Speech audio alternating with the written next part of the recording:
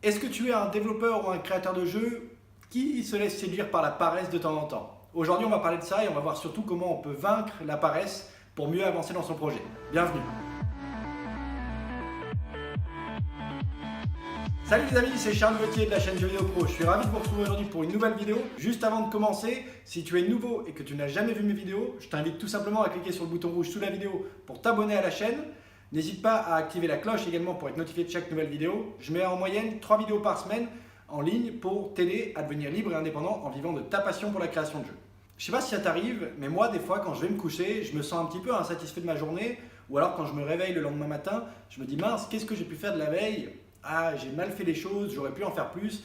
Bref, je suis un peu frustré de ça et je me rends compte qu'en fait c'est simplement la paresse de la veille qui m'entraîne dans ce cercle vicieux d'être un peu frustré.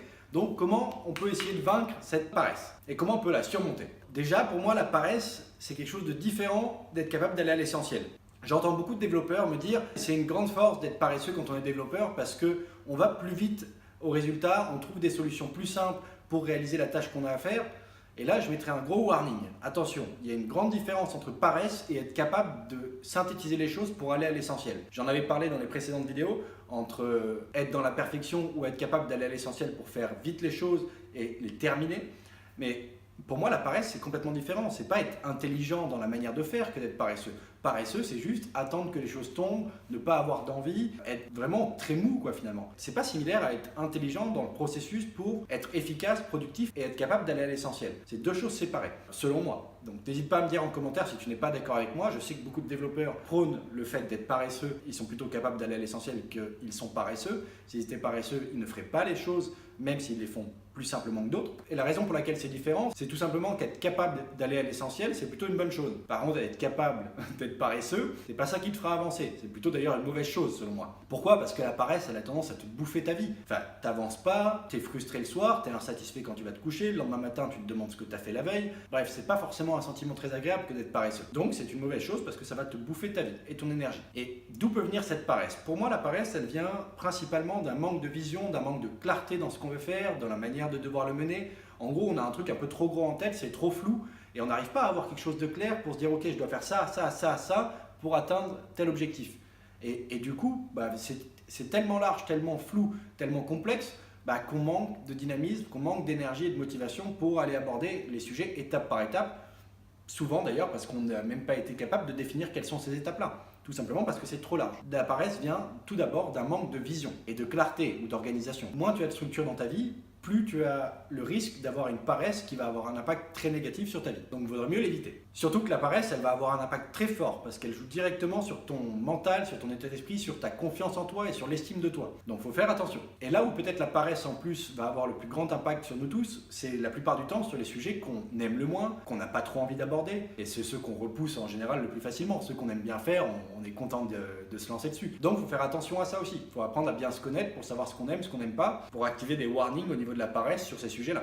Et ce que j'ai remarqué également, enfin en tout cas peut-être plus moi personnellement, mais en discutant avec d'autres gens, j'ai remarqué que c'était aussi similaire, la paresse, elle peut également être liée au fait de vouloir éviter de faire quelque chose. Tout simplement, je fuis, ça m'intéresse pas trop, c'est trop complexe, je suis pas capable de le faire, ou j'ai pas envie de le faire, du coup je fuis, je mets ça de côté, et là la paresse s'installe. En gros, souvent quand on veut ne pas sortir de sa zone de confort, on est bien, on est sous notre petite couette, dans notre petit lit douillet, on n'a pas envie de sortir de notre zone de confort, on n'a pas envie d'aller découvrir de nouvelles choses, d'aller se confronter à quelque chose qu'on ne connaît pas, ou à un nouveau sujet, une nouvelle étape, et du coup on choisit la facilité, c'est beaucoup plus simple de ne rien faire que de sortir de sa zone de confort. Le problème c'est que c'est en sortant de sa zone de confort qu'on progresse, et qu'on apprend en plus à mieux se connaître. Donc on va essayer de parler un petit peu de ça. On vit dans une société où la gratification immédiate est présente partout, et c'est quelque chose de facile de céder à ça.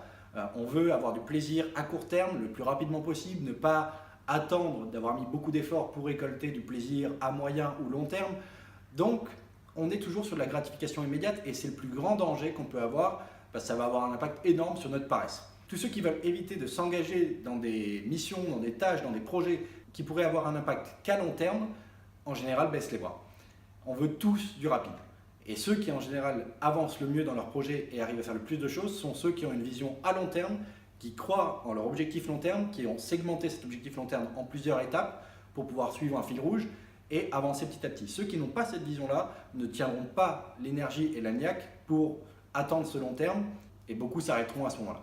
Et je sais que ça peut être dur de devoir attendre la finalité, de devoir se dire il faut aller jusque-là, ça va prendre du temps. Mais à un moment, il faut savoir ce qu'on veut. Quand on a des projets ambitieux, il faut attendre de construire étape par étape pour atteindre l'objectif qu'on s'est donné. Il y a des projets qui sont plus simplistes.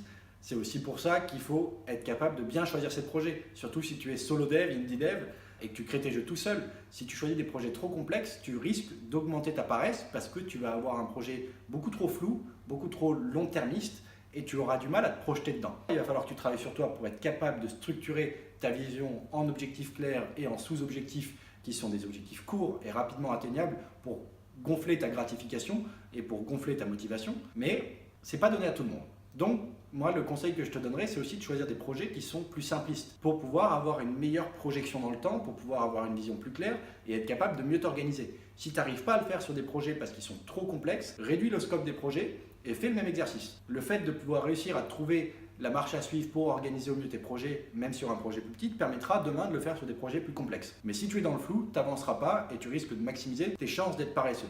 Donc fais attention à la taille de tes projets et à la complexité de ceux-ci. Surtout qu'en général, quand on choisit des projets, on inclut dans ce projet-là des trucs qu'on n'a pas eu l'occasion d'aborder, qu'on ne maîtrise pas ou qu'on ne sait pas du tout comment faire. Et là, ça peut devenir dangereux parce qu'on fait des erreurs d'estimation, ça repousse la finalité à encore du plus long terme. Donc peut-être que la solution serait pour toi, pour essayer de vaincre cette paresse dans un premier temps, de choisir un projet que tu es capable de mener, dont les features sont accessibles avec tes compétences, et que le temps que tu puisses allouer à ton projet ne soit pas sous-dimensionné par rapport à ton objectif d'avoir quelque chose à moyen terme ou à court terme. Le grand danger qu'il peut y avoir, c'est que quand tu as fait même des bases d'un jeu, mais que tu continues à avoir une vision qui reste floue parce que tout est complexe ou tout est nouveau, tu risques d'entraîner une grande paresse. Du coup, si à l'avenir tu veux pouvoir être moins paresseux et moins tomber dans la paresse facilement, quand il y a un coup dur ou un manque de clarté, va falloir travailler sur quelques étapes. Tu vas voir, ce sont des étapes simples. Première étape, tu définis ta vision, tu définis tes objectifs, tu définis tes sous-objectifs, tes tâches et tu viens lister tout ça pour avoir une liste claire de ce que tu dois faire dans les jours et semaines à venir. Deuxième étape, tu réalises tâche par tâche la liste que tu t'es donnée en appliquant le Pomodoro. 25 minutes de travail en étant focus sur une seule tâche sans aucune source de distraction autour et 5 minutes de pause. Et tu répètes ceci. Si tu peux le faire quelques fois par jour, c'est parfait. Et prends le réflexe de noter aussi quand tu as fini une tâche. C'est gratifiant, juste d'avoir fait ça. C'est inconscient même pour ton cerveau, mais ça aide grandement pour la motivation.